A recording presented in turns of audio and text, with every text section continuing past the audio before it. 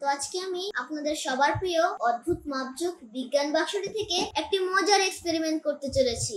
সেটি হচ্ছে বহুরূপী আলো। এটার জন্য আমাদের যা যা লাগবে: একটি মিটার, একটি ব্যাটারি কেসিং এবং দুইটি ব্যাটারি, একটি ক্রোকোডাইল ক্লিপস এবং একটি এলডিআর। প্রথমে আমাদের ব্যাটারির নেগেটিভ প্রান্তটি মিটারের মাইনাসে লাগিয়ে নিব এবং ব্যাটারির লাল প্রান্তটি বা পজিটিভ প্রান্তটি এলডিআর এর যে কোনো একটি প্রান্তে লাগিয়ে দিব। আমাদের আরেকটা ক্রোকোডাইল ক্লিপস নিয়ে তার লাল প্রান্তটি মিটারের আর প্রান্তে লাগিয়ে দিব, কালো প্রান্তটি এলডিআর এর আরেকটি প্রান্তে লাগিয়ে দিব।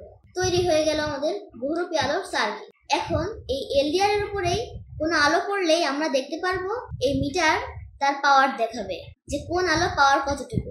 যে আমরা এলডিআর এখানে কিছুটা আলো দিচ্ছি আর দেখুন মিটার সেই আলো পাওয়ার কিন্তু বলে দিচ্ছে। আবার সরিয়ে নিলাম 0, আবার দিলাম পাওয়ার বেড়ে গেল।